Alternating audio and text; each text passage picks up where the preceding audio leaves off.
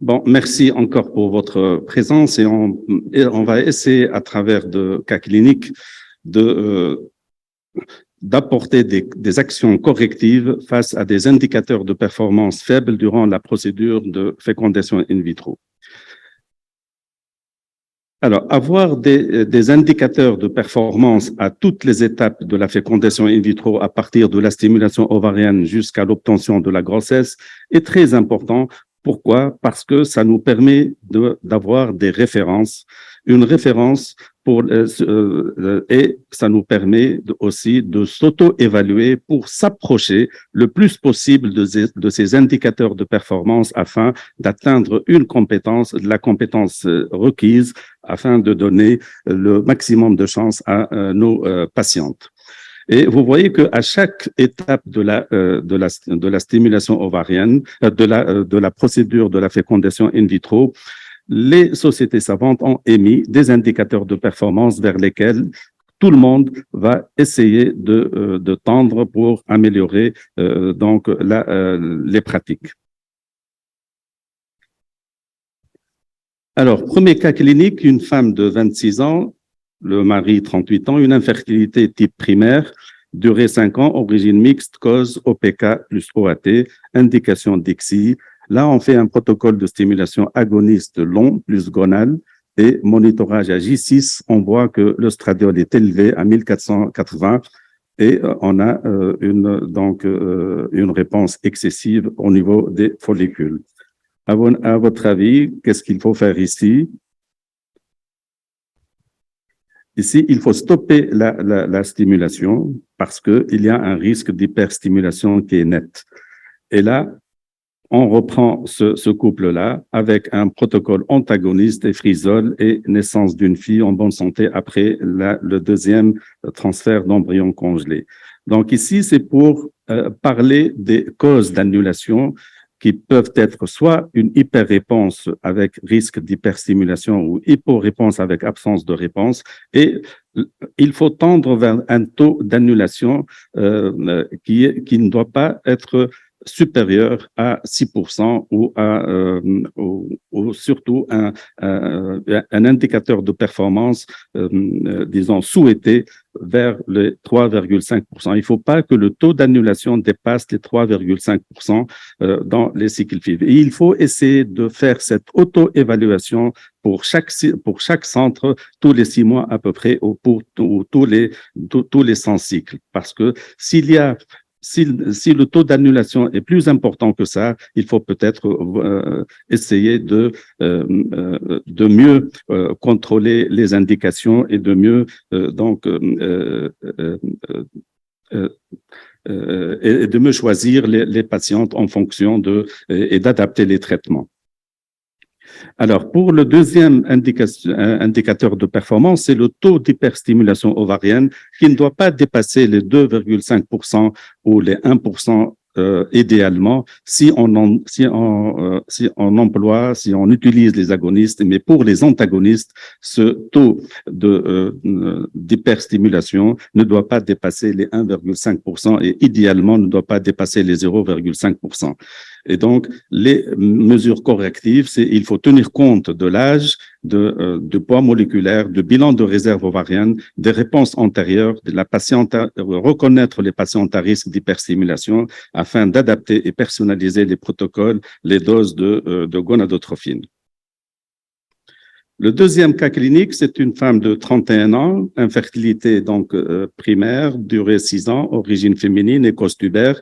Le bilan de réserve ovarienne est normal. On fait une stimulation ovarienne qui est correcte avec 225 unités et on a un taux de recueil sur 15 follicules, on n'obtient que 2 ovocytes uniquement et on a un taux de recueil qui est de 13,3%, ce qui est donc très faible par rapport à l'indicateur de performance dans ce cas qui concerne le taux de recueil. Alors,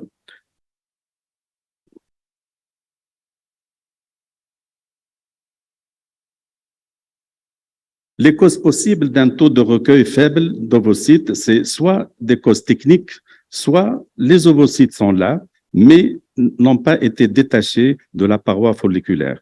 Et si, bien sûr, les causes techniques, il faut essayer de vérifier donc le système, le système de recueil ovocytaire que vous utilisez, la pompe ou les seringues. Il faut essayer de corriger donc et de vérifier le système d'aspiration et de recueil. Mais s'il s'agit ça pourrait aussi s'agir d'ovocytes qui ne sont pas détachés, et dans ces cas-là, faut-il faire un rinçage folliculaire pour améliorer le taux de recueil?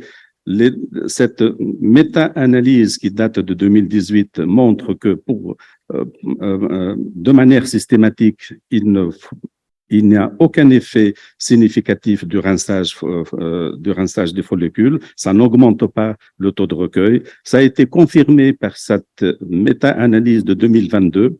Là aussi, de manière systématique, le rinçage n'est pas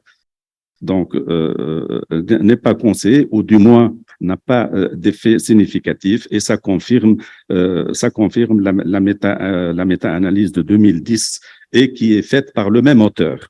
Et au contraire, l'auteur conclut que le rinçage va faire durer donc le temps de la ponction et avec ses conséquences sur l'anesthésie. Mais ces méta-analyses, toutes ces méta-analyses qui ont été faites par le même auteur contiennent beaucoup d'hétérogénéité, à savoir le nombre de rinçages, le type d'aiguille, les pressions d'aspiration et les tubulures et la technique utilisée, seringue ou aspiration. C'est pour cette raison-là que le groupe de l'ECHRE, en 2005, 2016 et 2019, le groupe d'experts, le groupe de travail, il conseille ou le recommande de faire 1 à 6 fois, jusqu'à 6 fois le flushing avec un volume inférieur à 5 millilitres, et ça permet, d'après ce groupe de travail, d'augmenter les chances de recueil des ovocytes, qu'ils soient détachés ou non de la paroi folliculaire, surtout chez les mauvaises répondeuses. Et vous voyez que les preuves apportées donc par ce groupe de travail se trouvent dans ces travaux-là. Quand on prend le groupe des faibles répondeuses, vous voyez que beaucoup d'études ont montré qu'il y a un rendement supérieur à une amélioration du rendement qui va jusqu'à 84% pour certaines études. Et le rinçage, vous pouvez faire un rinçage jusqu'à 4, 5 à 6 fois.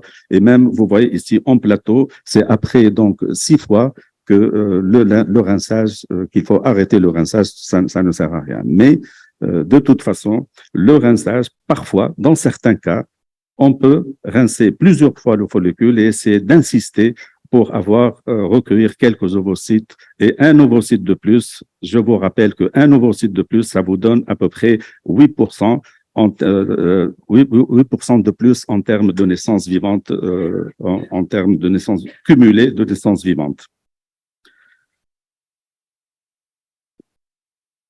Est-ce qu'il faut cureter ou ne pas cureter en cas de mauvais recueil ou de faible recueil d'ovocytes? Là aussi, le curetage folliculaire et le mouvement de rotation doux et rapide de l'aiguille d'aspiration dans le sens des aiguilles d'une montre et dans le sens inverse des aiguilles d'une montre, ça permet d'augmenter le rendement en ovocytes en métaphase 2 de 63% contre 50% dans cette étude qui date de 2022. Et donc, mais le flushing, le curetage, le cureté ou pas cureté, ça se voit surtout chez les femmes chez qui on a un taux de recueil répétitif.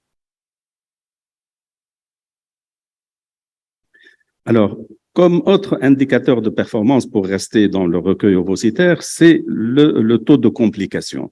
Et le recueil ovocytaire connaît heureusement très peu, il y a très peu de risques d'avoir des complications puisque le taux de complication est évalué à peu près à 0,4%. Et là aussi, il faut évaluer ces risques-là. Tout centre doit évaluer ces risques qui ne doivent pas dépasser 0,5 et tendre vers le 0,1%. C'est l'indicateur de performance souhaité, c'est 0,1%. Le troisième cas clinique, c'est une femme de 34 ans, une infertilité donc primaire d'origine masculine et un bilan de réserve ovarienne normale avec une AMH à 2,7, un poids correct, protocole de stimulation donc antagoniste avec HMG, une échographie qui montre 20 follicules et le stradiol il est à 3800 et on fait un déclenchement avec agoniste et on a un recueil de un seul ovocyte malgré qu'il y a 20 follicules. Donc là, les causes possibles, c'est soit absence donc totale d'ovocytes, c'est le syndrome de follicule vide et Dr. Klouf en a parlé tout à l'heure. Et il faut savoir que le syndrome de follicule vide survient à peu près dans 0,5 à 3,4% des cycles de fécondation in vitro, surtout après déclenchement par l'agoniste. Soit qu'on a un rendement sous-optimal en ovocytes et dans ces cas-là, comment faire? Quelle est la stratégie pour optimiser l'efficacité du déclenchement par des agonistes? Alors, il faut d'abord identifier les patientes à risque de réponse sous-optimale. Et là, je ne fais qu'un résumé de ce qui a été dit tout à l'heure. Avant de stimuler, si on a une connaissance d'un taux de recueil qui est faible, comme ça, on peut identifier les patientes à risque de réponse sous-optimale et en consultation préfive, ce sont des femmes qui ont eu une prise récente ou prolongée de contraceptif oral ou des femmes qui sont soit trop maigres, soit obèses. Et si on dose la LH, cette LH à J2, elle est inférieure à 1 milliunité par millilitre. Et dans ces cas-là, avant de commencer, on peut déjà proposer une supplémentation en LH pour ces femmes-là. Le jour de déclenchement, avec une femme qui a un risque de réponse sous-optimale d'ovocytes, on voit la durée, ce sont des femmes qui ont une durée de stimulation qui était longue, ou avec des doses importantes de gonadotrophine, ou bien une LH faible le jour de déclenchement inférieur à 0,5. Et dans ces cas-là, bien entendu, il faut proposer ou donc faire un double déclenchement et avec agoniste et plus HCG. Et il faut évaluer ce déclenchement-là, l'efficacité de ce déclenchement 12 heures après, en faisant un dosage de la LH post-déclenchement. Si la LH est inférieure à 15, il faut donner une autre dose d'HCG et recueil 36 heures après. Si la LH est supérieure à 15 milliunités, le pick-up pourrait être fait comme prévu. Et maintenant, si le jour de recueil, on a un échec, malgré toutes ces précautions qu'on avait prises pour cette patiente-là qui est connue avoir eu une réponse sous-optimale, là, soit on abandonne, soit on redéclenche avec HCG et un autre recueil ovocytaire. Il faut rappeler que pour ces femmes-là, il faut toujours commencer par un ovaire, faire l'aspiration de 1 ou 2 follicules, regarder si à côté, si le biologiste vous dit est-ce qu'il a ou est-ce qu'on a les ovocytes ou pas, et si malgré et si au bout de quelques aspirations de follicules, on n'a pas d'ovocytes, il faut arrêter et ne pas continuer, ne pas terminer le pick-up et faire un déclenchement et reprendre la femme 36 heures après. Alors, le quatrième cas clinique, c'est une femme qui a eu donc un protocole agoniste long avec un déclenchement d'HCG à J10, en recueil de 10 ovocytes avec un métaphase, un seul ovocyte mature et un embryon transféré donc à J2 et échec. Deuxième donc tentative, protocole agoniste long, HMG 150 unités, déclenchement avec HCG à J10, 14 ovocytes, 2 métaphase 2, 2 matures uniquement 2 zygotes, un transfert à J3 et échec. Donc, ici, on est devant un taux de maturation ovocytaire qui est faible, de l'ordre de 10 à 14%, alors que l'indicateur de performance en ce qui concerne le taux de maturation doit être supérieur à 75% et idéalement supérieur, peut atteindre 90%. Alors, quelles sont les mesures donc correctives pour ce cas? D'abord, est-ce que les critères du déclenchement de la maturation finale des ovocytes ont été respectés, tout en sachant qu'il n'y a pas véritablement de recommandations spéciales de l'ECHRE concernant des critères stricts connus de déclenchement, puisque les recommandations parlent uniquement de critères concernant la taille et laissent le médecin gynécologue donc décider en fonction d'autres paramètres, Et là, mais on sait tous, nous savons tous que la plupart des gynécologues, donc les critères de déclenchement les plus utilisés, soit au moins 3 follicules supérieurs ou égales à 17 mm ou au moins 2 follicules supérieurs à 18 mm. Et si donc la taille des follicules, donc le jour de déclenchement, est-ce qu'elle est corrélée avec la maturation ovocytaire? On sait qu'un gros follicule, plus probablement qu'un petit, peut contenir donc un cumulus, un complexe cumulo-ovocytaire flottant qui est libéré dans le liquide sous l'influence de l'acide hyaluronique synthétisé par les cellules du cumulus en réponse à l'ACG.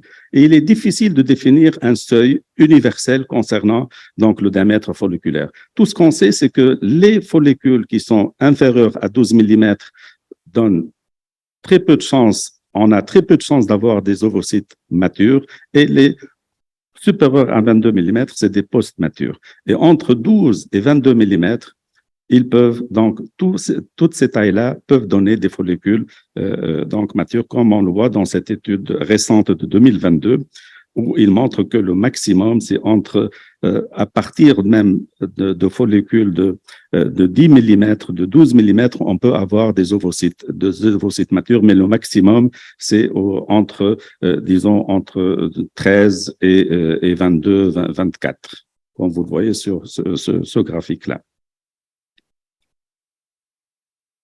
Alors, et on sait que plus le nombre de follicules entre 12 et 19 mm est élevé dans la cohorte, plus le nombre d'ovocytes recueillis et plus le nombre d'ovocytes matures est important, comme vous le voyez. Si vous avez une cohorte qui contient 70% de follicules entre 12 et 19 mm, là, vous avez une chance de trouver des ovocytes matures et de recueillir des ovocytes et qu'ils soient donc matures. Et plus ce nombre de follicules de 12 à 19 mm est présent dans la cohorte, plus le nombre d'ovocytes matures augmente.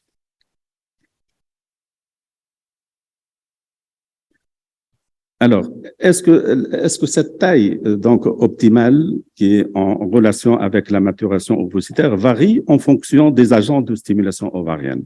On sait que le clomide, si on utilise le clomide ou le létrozole, plus on a plus d'ovocytes matures avec plus de potentiel de fécondation avec des follicules qui sont plus larges, supérieurs à 18, 20 mm, et que les antagonistes, qu'on utilise les antagonistes, par rapport aux agonistes, généralement, la maturation des ovocytes, elle peut se voir avec des tailles encore plus faibles. Et donc, oui, avec le clomide létrozole, c'est la taille qui est en relation avec la maturité, c'est 18-20 mm, et avec les agonistes entre 16 et 20, et avec les antagonistes entre 16 et 17. Et ça bien sûr, ça a des conséquences sur notre pratique au cours de la stimulation et la décision du moment de déclenchement, Et on sait aussi que les agents de déclenchement, est-ce que ça diffère? Est-ce que la taille en fonction de la maturité ovocytaire dépend de l'agent de déclenchement. On voit ici que il y a une corrélation significative avec la taille, une corrélation significative avec le nombre d'embryons, avec le nombre d'ovocytes recueillis et le nombre d'ovocytes matures, mais c'est indépendant de la fertilisation, du clivage et de la qualité embryonnaire, et que on déclenche avec HCG, le déclenchement peut se faire et a des chances d'avoir des ovocytes matures, même avec des follicules entre 12 et 17 mm, et avec les agonistes entre 10 et 14 mm, on peut déclencher même avec des tailles aussi petites.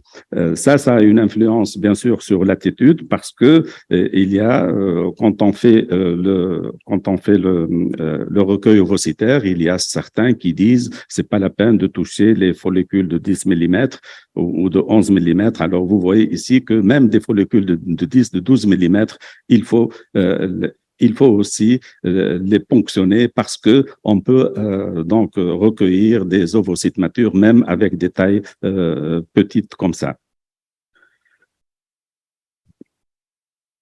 Est-ce que ce faible taux de maturation, pour le corriger, faut-il allonger la durée de la stimulation? On a tendance à dire que si les follicules, si les ovocytes restent dans leur milieu naturel plus longtemps, peut-être que la maturité va augmenter.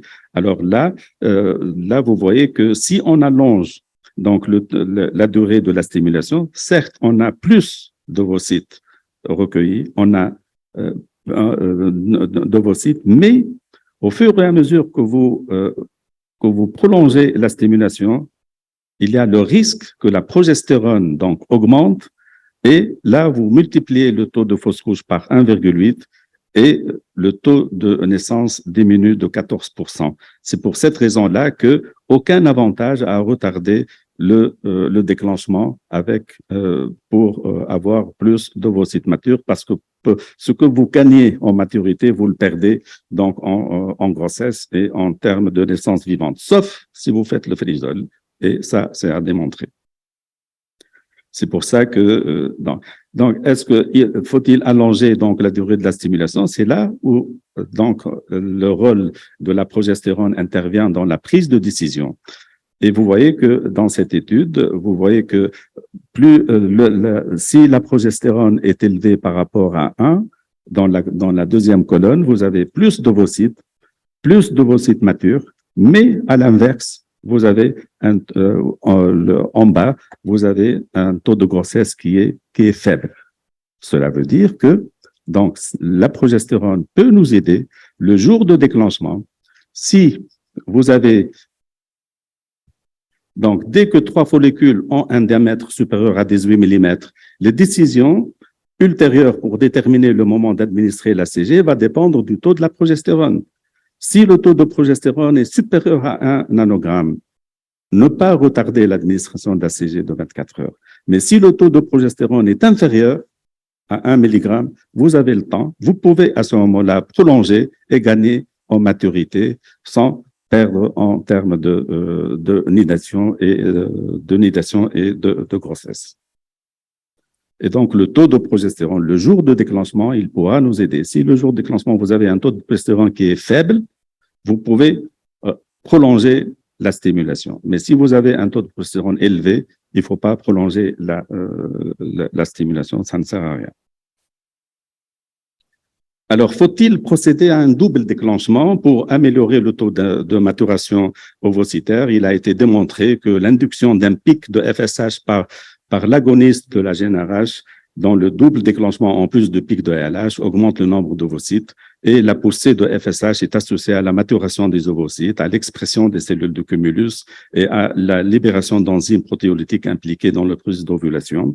Et surtout, ça s'applique surtout pour les patientes qui ont un taux de maturation qui est donc élevé. Plutôt un recueil d'ovocytes immatures, de nombre d'ovocytes immatures élevé. Alors, donc, le double déclenchement dans cette étude donc, indique que le double déclenchement de l'ovulation par ACG peut être une stratégie efficace pour optimiser la prise en charge des patientes ayant un taux d'immaturité ovocytaire supérieur à 25% parce que on a plus d'ovocytes matures et plus d'embryons et meilleur taux de cumulé de naissances vivantes. Est-ce que, est-ce que le délai entre le recueil ovocytaire et le déclenchement a une influence sur la maturité? Est-ce que le fait donc de retarder le recueil par rapport à l'heure du déclenchement a un effet? Ça a été démontré que les meilleurs taux de maturation, ça survient lorsque entre 36 à 38 heures, mais aucun effet sur le taux de fécondation et le taux de grossesse clinique. 36 heures, c'est le délai le plus appliqué, mais on voit que l'intervalle entre 34 et 38 heures peut aussi, il n'y a pas de différence donc là significative en matière de retarder le recueil ovocytaire par rapport à l'horaire du déclenchement. Est-ce que la LH a un rôle, est-ce que dans la maturité ovocytaire, parce qu'on nous dit souvent que la LH joue un rôle dans la maturité, certes c'est physiologique, tout le monde connaît la physiologie, c'est pour cette raison-là qu'on peut s'aider pour ces femmes qui ont eu qui ont eu une réponse, donc un taux de maturation qui est faible, on peut, le cycle d'après, quand on va commencer une stimulation, on peut doser la LH au début de la stimulation. Et si la LH est inférieure à 0,5, on a donc on a moins de risques, moins d'ovocytes recueillis et moins d'ovocytes matures. Et donc là, c'est surtout les femmes qui ont eu une prise de contraception ou une désensibilisation profonde avec le protocole agoniste long. Et là, on peut supplémenter en LH dès le début de la stimulation. Et le jour de déclenchement aussi, on peut s'aider par le dosage de la LH. Et si la LH est inférieure à 15, il y a moins d'ovocytes recueillis, moins d'ovocytes matures et le risque d'avoir de syndrome de follicule vide. Et là, c'est le double déclenchement qui est indiqué. Alors, quel est le traitement adjuvant pour améliorer la maturité ovocytaire? Là, le traitement par l'AGH, ça peut aider, comme ça a été démontré tout à l'heure. Il y a aussi des perspectives donc futuristes, comme l'utilisation de la pentoxéphiline et l'utilisation d'un traitement hormonal anti-mullérien qui pourrait améliorer la qualité des ovocytes. Et ça, c'est des études qui sont toutes récentes et on ne peut pas les évaluer pour le moment.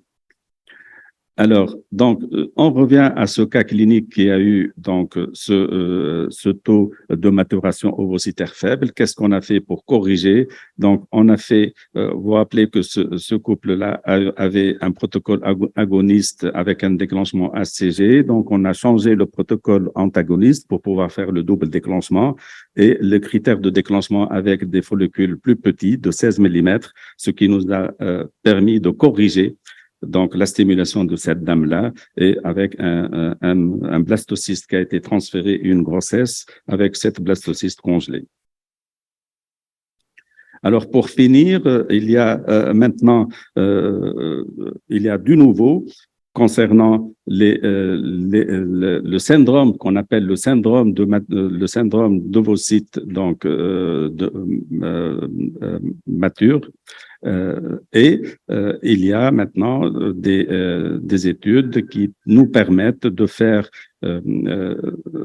d'étudier un panel génétique de ces patientes-là qui permettent de nous dire que s'il y a une mutation de certains gènes, il y a plusieurs gènes qui sont impliqués dans la maturation ovocytaire. S'il y a une mutation de ces gènes-là, il n'y a rien à faire. quoi que vous fassiez, vous ne pouvez rien donc tirer. Et on voit ça pour certaines femmes qui ont eu une cohorte avec des vésicules germinatives à 100%. Quoi qu'on fasse, on n'obtient pas de maturation. Et ces femmes-là peuvent être dirigées soit vers le don ou vers l'adoption. Mais s'il n'y a pas de mutation, ça permet de classer la maturation en type 2, type 1 et type 3. Le type 1, c'est l'arrêt en vésicule germinative. Le type 2, c'est l'arrêt en maturation, de maturation au stade 1. Et le type 3, c'est le mixte. On a plusieurs arrêts de maturation à différents stades. Et là, les mesures correctives qui peuvent être donc proposées quand il n'y a pas de mutation, mais il faut avoir la possibilité de faire ces études génétiques qui ne sont pas à la portée de tout le monde et qui ne sont pas encore dans la pratique courante.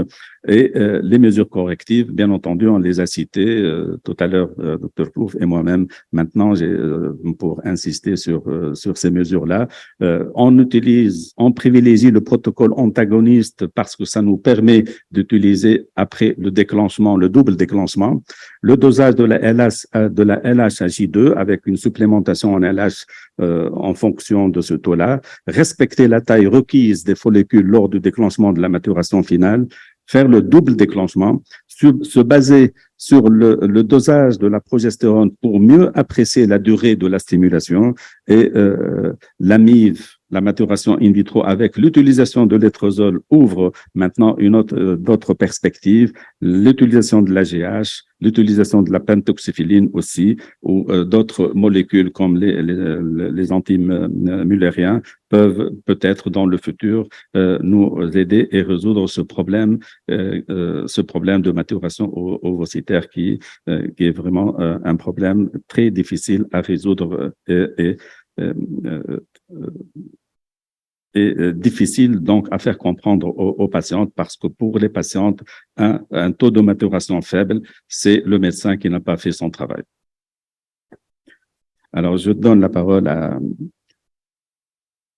Sonia pour parler des autres indicateurs de performance concernant le taux de fertilisation, le taux de fécondation et le taux de blastulation. Alors, donc moi, je commence par vous parler de madame qui a 35 ans et monsieur qui a 44 ans.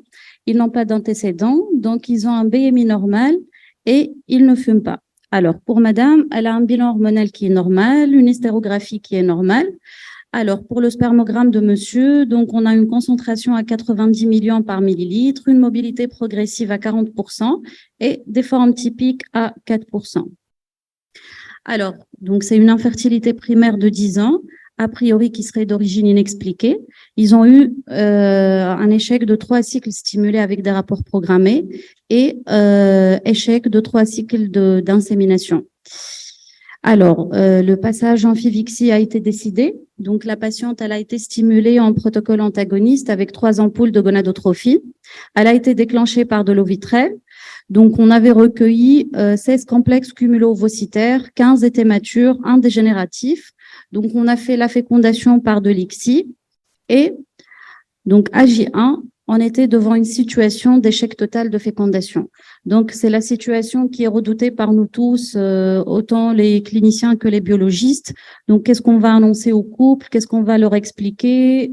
Alors, donc, il faut savoir que le taux d'échec de fécondation totale est un indicateur de performance. Dans un centre, il ne faut pas que le taux de ces cycles dépasse les 5%. Alors, donc, tout d'abord, ce qu'on doit faire, il faut essayer d'identifier le problème. Est-ce que ce serait un problème de gamètes, ovocytes, spermatozoïdes? Est-ce que ce serait un problème de culture au niveau du laboratoire? Est-ce que ce serait un problème technique ou est-ce que ça reste inexpliqué malgré les hypothèses qu'on a tenues? Alors, on commence par le côté gamétique. Je ne vais pas trop entrer dans les causes ovocytaires vu que ça a été déjà bien détaillé par mes collègues avant. Donc, l'anomalie qui est suspectée, donc, pour ce couple-là, on est essentiellement devant un échec d'activation ovocytaire qui est dû à une déficience des facteurs d'activation. Alors, un petit rappel sur la physiologie. Donc, en fait, ce qui se passe par des termes très simples. Donc, il suffit que le spermatozoïde donc pénètre dans le cytoplasme ovocytaire, donc il va libérer ce qu'on appelle la PLC-zeta spermatique, et cette PLC-zeta, donc, elle va enclencher une cascade de réactions biologiques qui vont finalement aboutir à la libération du calcium du réticulum endoplasmique lisse. Donc, en fait, il suffit que un simple acteur de toutes ces cascades biologiques soit en déficience ou soit absent pour que l'activation ovocytaire ne se fasse pas et pour qu'il n'y ait pas de fécondation derrière. Alors, qu'est-ce qu'on peut proposer comme mesure corrective? Donc, c'est l'activation ovocytaire artificielle. Donc, je reviens juste un peu. Hanen, elle a un peu détaillé tout à l'heure. Donc, il y a 3 types d'activation ovocytaire. Donc, il y a la mécanique qui est de plus en plus délaissée parce qu'elle est très je trouve pas le mot, je m'excuse, très délétère, voilà. Elle donne une survie ovocytaire le lendemain qui est très mauvaise, un taux très élevé de dégénérescence des ovocytes en post-ICSI. Et il y a l'activation électrique, donc c'est la piézo-ICSI, et l'activation chimique qui est la plus utilisée dans presque tous les laboratoires. Alors, donc, on est le J1, donc on a devant nous un dossier d'un couple où on ne retrouve pas d'ovocytes fécondés. Qu'est-ce qu'on peut faire? Qu'est-ce qu'on peut proposer au couple dans l'immédiat? Quel est l'intérêt de l'activation dite de sauvetage qui est faite à J1? Alors, là, je présente une étude qui a été publiée en 2021. Donc, ils ont en fait étudié le potentiel de ces ovocytes qui ont été sauvés à J1 par une activation ovocytaire versus des ovocytes qui ont été activés directement, mais suite à un cycle avec échec de fécondation. Donc, sur un deuxième cycle, avec un premier cycle où il y a eu un échec de fécondation. Donc, ils ont eu certainement que le groupe avec une activation directe avait de meilleurs résultats, mais ils arrivaient quand même à avoir des blastos avec cette activation de sauvetage. Alors, ils avaient retrouvé donc des anomalies de fécondation qui étaient plus élevées, sans que ça soit pour autant significatif sur cette étude. Par contre, on ne retrouvait pas d'embryons de bonne qualité, mais ça donnait des embryons et ça donnait des blastos derrière. Alors ça, c'est une autre étude qui est parue aussi en 2021. Ça parle un peu de la même chose, donc de l'activation de sauvetage à J1. Là, par contre, il a été démontré donc que le taux d'anomalie de fécondation en 1PN et 3PN était significativement plus élevé, mais que finalement, on arrivait à avoir des blastos. Donc, on se dit, le rendement est certes faible, mais finalement, tant qu'il y a de l'espoir, pourquoi ne pas le faire? Pourquoi ne pas le proposer au couple? Donc là, je rapporte cette naissance vivante d'une équipe chinoise suite justement à une activation rescue AJ1. Alors, donc, on revient au problème qu'on doit identifier. Donc, si c'est pas un problème gamétique, est-ce que ça pourrait être un problème de culture au niveau du laboratoire ou un problème de technique de l'ICSI? Donc, il y a plusieurs anomalies à suspecter. Donc, ça peut être un problème au niveau de la dénudation. Il faut savoir que des doses élevées de hyaluronidase ou un temps de contact qui est un peu plus prolongé que ce qui devrait être pourrait vraiment altérer des ovocytes et ne pas permettre la fécondation s'ils sont déjà d'emblée assez fragiles.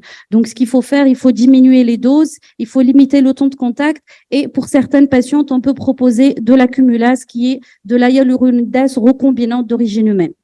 Alors, le deuxième problème qu'on pourrait suspecter, est-ce que ça pourrait être un problème technique d'ICSI? Bon, il faut savoir que ça reste un diagnostic d'élimination, mais il faut, ceci dit, essayer de suivre les indicateurs de performance opérateur dépendant et que ça soit suivi de manière régulière. Et il faut penser aussi, pour la sécurité des patients, à diviser les cohortes ovocytaires entre 2 opérateurs ICSI. Alors, est-ce que ça pourrait être un problème de culture? Pour ceci, il faut s'unir de moyens de surveillance qui soient solides, fiables et permanents. Et il faut qu'il y ait à une mesure régulière des indicateurs de performance. Donc, j'en arrive pour parler du système de contrôle qualité. Alors, il faut dire que dans un laboratoire de fécondation in vitro, ça devient indispensable. On ne peut pas tenir un laboratoire de fécondation in vitro sans avoir un système de management qualité qui soit solide. Alors, il faut se baser sur le guide de bonne pratique d'un laboratoire de FIV. Et là, le guide de l'Echereux, il contient tout ce dont on a besoin. Donc, ça va nous permettre finalement d'essayer de contrôler tous les processus à toutes les étapes. Et finalement, il ne suffit pas d'arriver à ce point de contrôle. Il faut arriver à ce contrôle et il faut essayer de maintenir ce contrôle. Comment est-ce qu'on peut maintenir ce contrôle? Par le monitoring, par la mesure des indicateurs de performance, par le benchmarking. Et comme on dit, on ne peut pas contrôler ce qu'on ne mesure pas finalement. On peut aussi faire appel à des organismes d'accréditation. Bon, en Tunisie, pour le laboratoire de FIV, on n'a pas encore d'organisme accréditeur, mais il y a des organismes accréditeurs étrangers qui peuvent aider dans la mise en place de ce processus. Alors, pour résumer tout ça, en fait, quand on est dans un laboratoire de FIV, il faut s'imaginer qu'on est dans une salle de contrôle aérien. Zéro droit à l'erreur, aucune tolérance. Donc, comme dit Murphy, qui est un ingénieur aéronautique, il dit « tout ce qui est susceptible d'aller mal ira mal ». Donc, il ne faut rien laisser au hasard, tout doit être contrôlé et il faut prouver à Murphy qu'il a tort du coup. Alors, donc si on a fait le point donc sur toutes ces éventuelles étiologies et que finalement on ne retrouve rien, on peut se dire qu'on est devant un échec de fécondation qui est inexpliqué. Et là, ça va être vraiment très délicat de faire passer le message au couple, de leur expliquer ce qui se passe. Alors là, pour notre couple, on revient au cas clinique. Donc, on a tenté l'activation de sauvetage à J1. On a obtenu un ovocyte à 1 PN qui n'a pas clivé et donc il n'y a pas eu de transfert. Mais la question qu'on se pose, qu'est-ce qu'un ovocyte 1 PN? Qu'est-ce que ça veut dire? Alors, le nombre anormal de pronucléi type 1 PN, on connaît tous les 3 PN et on sait ce qu'on fait avec. Pour les 1 PN, on a tendance surtout par rapport aux cliniciens de se poser la question. Alors, ça peut être la formation pronucléaire qui est asynchrone, ça peut être une disparition prématurée d'un des deux pronucléi ou la fusion des deux pronucléi. Ça peut aussi être une formation anormale de l'enveloppe nucléaire, mais ce qu'on doit éviter et que certainement ça peut l'être dans certains cas, c'est que ça soit de l'activation, c'est-à-dire de la parthénogenèse et donc l'ovocyte, le zygote, excusez-moi, il est haploïde. Alors, donc, il faut savoir qu'aussi le taux d'anomalie de fécondation type 1PN est un indicateur de performance et il ne faut pas que le taux de ces cycles dépasse les 5%. Alors là, j'ai trouvé cette étude très intéressante. En fait, ils ont essayé de rechercher donc l'origine parentale au niveau de la chromatine des zygotes monopronucléaires. Donc, en fait, ils ont utilisé un marqueur de la chromatine qui est spécifique de la chromatine maternelle, le H3K quelque chose, qui est coloré, là on le voit en jaune, et ils ont coloré le reste de la chromatine par le DAPI qui apparaît en rouge pour pouvoir faire la distinction entre ce qui est paternel et ce qui est maternel. Et finalement, ce qu'ils ont pu démontrer, c'est que dans les cycles de FIV classiques, on avait environ 86,7% de zygotes monopronucléaires, donc zygotes à 1 PN qui étaient diploïdes. Contrairement à ça, en ICSI, seulement 30% étaient diploïdes et le reste était haploïde. Donc, en fait, qu'est-ce qu'on fait? Quand on est face à un zygote de 1 PN, qu'est-ce qu'on devrait faire? Donc, je vous présente cette étude qui est apparue en août 2021. Donc, en fait, ils ont laissé des zygotes 1 PN évoluer et ils ont estimé que seuls 18% de ces zygotes arrivaient au stade blastocyste. Et sur ces 18% arrivés au stade blastocyste, il y avait 40% qui étaient diploïdes. Alors, donc, ce qu'on pourrait proposer comme solution éventuelle, on est devant une anomalie de fécondation à MPN, qu'est-ce qu'on fait? Alors, on peut proposer déjà la culture prolongée, vu que ça va faire une sélection déjà naturelle, et après, peut-être qu'on serait amené à transférer dans certaines situations, mais seulement si c'est la seule option envisageable pour la patiente. Alors, donc, on revient à notre couple. Donc, on avait, avant d'entamer une deuxième tentative, on avait demandé des cariotypes qui étaient normaux. On a fait une étude de la qualité nucléaire et on a dosé le niveau de stress oxydatif qui était normaux. Et on a repris la patiente, donc, avec le même protocole de stimulation. Donc, on avait recueilli, donc, 7 complexes cumulo-ovocytaires, 6 matures. La décolonisation a été faite avec de la cumulase. On a divisé la cohorte ovocytaire en ICSI entre 2 opérateurs. On a fait de l'activation ovocytaire chimique et on était encore une fois devant un échec de fécondation. Alors, pour faire la part des choses, qu'est-ce qu'on peut proposer dans ces cas-là? Alors, ce que nous, on ne peut pas faire en Tunisie, malheureusement, et qui résoudrait bien les problèmes, c'est de faire le test croisé. Quel est le principe du test croisé? Donc, en fait, il faut prendre du sperme de monsieur qui a l'échec de fécondation et le faire féconder avec des ovocytes souris. Ça nous permettra finalement de faire la part des choses. Est-ce que le problème vient de l'ovocyte ou vient du spermatozoïde, pour pouvoir éventuellement aussi indiquer le don d'ovocyte ou le don de sperme. On pourrait aussi donc faire l'étude de l'expression de la protéine PLC-zeta qui, elle, va enclencher le processus d'activation ovocytaire. On pourrait faire la fixation et la coloration des ovocytes non fécondés. Alors nous, du côté laboratoire, qu'est-ce qu'on peut envisager comme solution? Alors, pour l'activation, donc on peut augmenter le temps d'exposition à l'activateur. On peut tenter la double activation. En fait, le principe de la double activation, c'est au lieu de mettre les ovocytes en contact une seule fois avec l'activateur, donc on va le faire une première fois, on va remettre les ovocytes dans l'incubateur pendant 30 minutes et on va refaire ensuite le même processus d'activation une deuxième fois. Alors, on peut pratiquer donc l'application de 2 activateurs conjointement. Il y a des équipes qui font donc ce qui est, que je trouve un peu plus invasif, donc ils font l'injection directe de l'activateur au moment de l'ICSI. Et il y a ce qu'on va utiliser, j'espère, dans le futur, la PLC zeta recombinante qui a été, c'est bon, fabriquée, mais là, elle est encore en cours de purification. Donc, on va y arriver dans quelques années, j'espère. Alors, donc, pour notre couple, donc, on les a repris en 3e tentative, même protocole de stimulation. Donc, on a recueilli 9 complexes cumulo-ovocytaires, 8 étaient matures, le sperme toujours normal.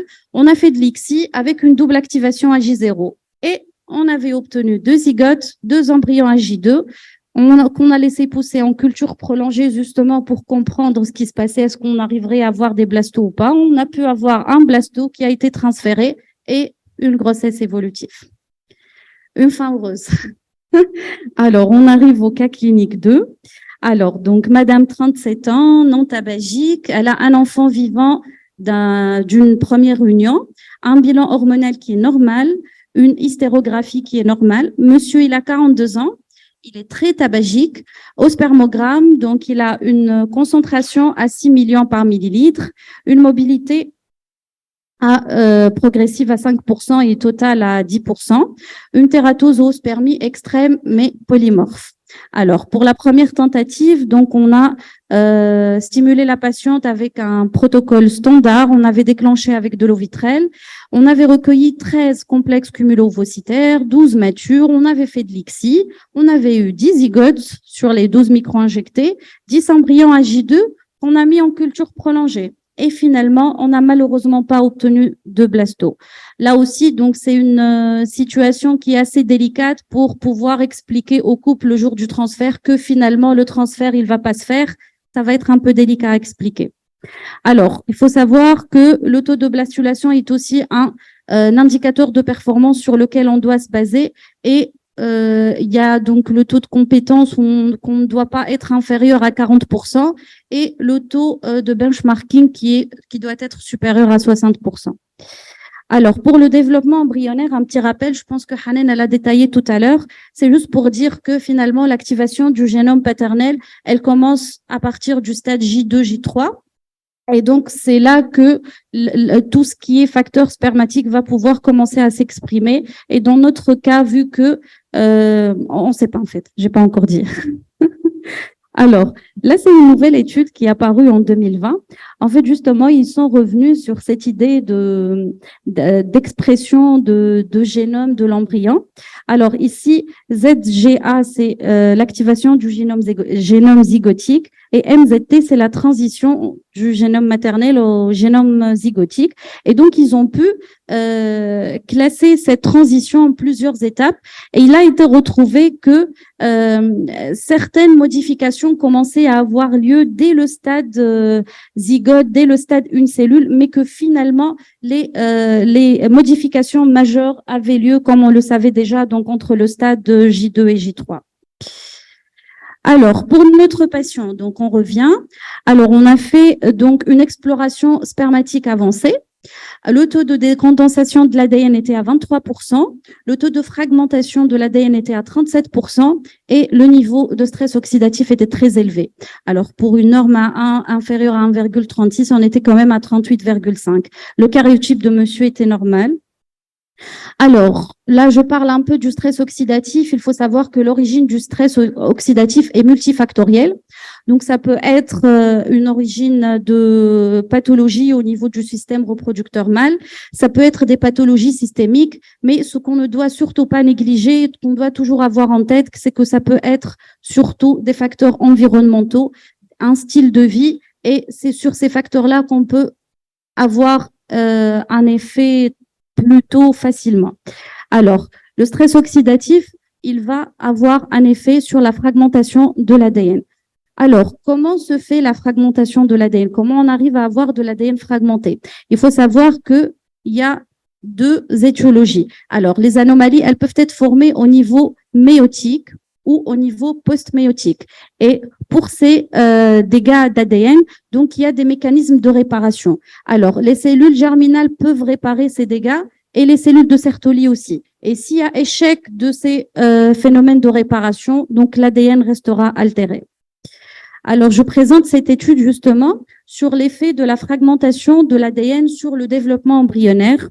Et comme on le voit, donc pour le groupe où la fragmentation de l'ADN était supérieure à 15%, donc on a des taux de blastulation significativement inférieurs par rapport au groupe avec un niveau de fragmentation qui est normal. Alors, est-ce que ces lésions de l'ADN peuvent être réparées par l'ovocyte? Alors, il faut savoir que ça dépend de plusieurs facteurs. Donc, l'ovocyte, il a certes une capacité de réparation par rapport à l'ADN spermatique, mais ça dépend du type de lésion. Est-ce que c'est une cassure à simple brin ou double brin? Ça dépend aussi du pourcentage de l'ADN du spermatozoïde affecté. Selon certaines équipes, ils disent que ça doit être inférieur à 8%. Sinon, au-delà, ça dépasse les capacités de l'ovocyte. Et surtout, et c'est le plus important, ça dépend surtout de la qualité ovocytaire qui est, elle, surtout liée à l'âge de la patiente. Alors, quelles mesures correctives peut-on proposer dans ces cas-là? Alors, devant un niveau de stress oxydatif élevé, il faut tout d'abord penser à traiter l'étiologie si jamais on retrouve une étiologie. S'il y a une varicocèle, il faut penser à traiter éventuellement la varicocèle. Si le patient a une infection, il faut penser à traiter l'infection. Alors, donc, par contre, côté traitement, donc on peut proposer un traitement antioxydant et on peut proposer donc un changement des habitudes, que ce soit alimentaire ou tabac ou activité physique. Alors, pour la fragmentation de l'ADN, alors in vivo, donc ça va être à peu près la même chose, sauf que quand on est devant une fragmentation de l'ADN, il faut absolument faire doser le stress oxydatif parce qu'on pourrait faire basculer les choses en donnant un traitement antioxydant par excès, faire basculer du stress oxydatif au stress réducteur et ceci pourrait être nocif pour les spermatozoïdes. Alors, in vivo, ce qu'on peut proposer quand on est face à une fragmentation de l'ADN qui est élevée, donc la biopsie testiculaire, ou à défaut de la biopsie testiculaire, on peut proposer donc des éjaculats répétés. On peut faire la sélection des spermatozoïdes qui seraient à ADN intact par des techniques que je vais détailler. Et on peut proposer aussi la co-culture qui a montré ses preuves. Alors, pour la lifestyle, parce que je pense qu'on n'en parle pas assez, qu'on le propose pas toujours aux patients, on n'a pas toujours le réflexe de demander au monsieur quelles sont ses habitudes. Donc, il faut penser à le faire parce que ça pourrait éviter plein de choses derrière. Alors, il faut absolument arrêter le tabac. Il faut penser à un changement des habitudes alimentaires. S'il est en surpoids ou obèse, il faut absolument qu'ils essaient de perdre du poids, qu'ils fassent de l'activité physique. S'il y a une exposition à des toxiques, il faut absolument limiter cette exposition. Et il faut aussi penser de nos jours à gérer le stress, faire un peu de yoga, un peu de méditation. Ça pourrait faire du bien au sperme. Alors, pour l'IMSI, on vient aux techniques de sélection in vitro. Alors, l'IMSI, on en a longtemps parlé. Alors, je vous propose ici donc une revue de la Cochrane qui a été publiée en 2020. Et il n'a pas été prouvé de supériorité de l'IMSI par rapport à l'ICSI classique. Sauf que majoritairement, ils ont fait tout venant pour tout le monde. Or que l'IMSI, elle garde quand même des indications quand on a une altération au niveau de l'ADN, ça peut apporter un plus. Alors, l'ICSI physiologique ou ce qu'on appelle plus communément l'apixie. Alors, on l'appelle physiologique parce que finalement, elle va nous aider à faire la sélection des spermatozoïdes qui seraient matures. Comment ça se passe? Donc, on va utiliser des boîtes dans lesquelles on va faire la micro-injection. Ces boîtes, sur ces boîtes, il y a un gel qui contient de l'acide hyaluronique. L'acide hyaluronique qu'on retrouve au niveau des cellules donc, du cumulus. Donc, dans la physiologie, le spermatozoïde, il doit se coller à ces cellules-là pour que le phénomène de la fécondation se passe. Donc, on va jouer sur le même principe vu que seuls les spermatozoïdes matures pourront le faire. Donc, les spermatozoïdes matures vont pouvoir se fixer sur ces zones qui contiennent le gel d'acide hyaluronique et on va faire la sélection comme ça. Alors, ça, c'est notre étude sur l'apixie. Justement, on a pris une population de patients qui avaient une fragmentation de l'ADN qui était élevée. Et je pense que c'est pas bien clair, je m'excuse. Et donc, du coup, on a pu confirmer dans notre étude que il y avait supériorité de l'apixie par rapport à l'ICSI classique quand la qualité nucléaire était altérée. Alors, juste un mot sur le rationnel de la biopsie testiculaire. Comme on le sait tous, si on va faire de l'ABT, on va court-circuiter les voies excrétrices extratesticulaires et donc, du coup, on va éviter tout le circuit de stress oxydatif. Alors, je vais passer. Donc, on peut aussi proposer donc de la co-culture. Alors, plusieurs publications ont parlé de co-culture depuis plusieurs années et même récemment. Et donc, la co-culture, c'est en fait de faire la culture embryonnaire au lieu de mettre les embryons dans des gouttes séparées. Donc, on va mettre plusieurs embryons par goutte. Généralement, on fait 2 à 3 embryons, ce qui est décrit le plus souvent. Et ce serait ce phénomène-là, le fait que les embryons, on va dire entre guillemets, vont s'aider à se développer, qui va nous donner des meilleurs taux de blastulation derrière. Donc, plusieurs études, là, j'ai montré, il y a des études très récentes qui ont étudié la même chose. Nous aussi, on a fait notre propre série et on a pu aussi confirmer la même chose. Bon, j'ai pas mis le travail. Alors, ça, c'est un arbre décisionnel avec lequel je vais finir. Donc, qui nous dit qu'est-ce qu'on doit faire quand on est devant une fragmentation élevée de l'ADN. Alors, on commence par les antioxydants, mais toujours avec les antioxydants, comme je l'ai dit tout à l'heure, il ne faut pas directement donner des antioxydants sans avoir dosé au préalable le stress oxydatif. Sinon, on va tomber dans l'inverse. Alors, si on a une amélioration donc avec les antioxydants, donc on peut passer faire de la FIV ou de l'ICSI classique. Alors, si on a une amélioration qui est modérée, on peut proposer de l'IMSI ou de l'apixie. Juste une remarque, on peut en fait combiner l'IMSI et l'ICSI ensemble. On peut faire une première sélection par PIXI et ensuite faire une deuxième sélection avec l'IMSI, parce que des spermatozoïdes qui seront matures n'auront pas nécessairement une bonne morphologie derrière. Alors, donc, et si on n'a pas d'amélioration, donc on va quand même tenter une IMSI ou PIXI, sinon on peut passer au prélèvement testiculaire. Et si rien ne marche, on va proposer le don de sperme. Alors, donc, pour notre patient, donc, ce qu'on avait proposé, donc, il a arrêté de fumer, il a suivi des règles hygiéno-diététiques, il a pris un traitement antioxydant pendant 6 mois. Le jour de la ponction, on a eu recours à des éjaculats répétés. Donc, on a utilisé l'apixie pour sélectionner les spermatozoïdes et on a fait de la co-culture. Et le résultat, donc, la patiente stimulée avec le même protocole de stimulation, on a obtenu 9 complexes cumulo-ovocytaires, 7 ovocytes matures, 7 zygotes, 7 embryons. On a mis en culture embryonnaire, en co-culture, et on a pu obtenir 3 blastocystes. On a transféré un blasto et on a congelé 2 autres, et grossesse et naissance vivante. Et merci à tous.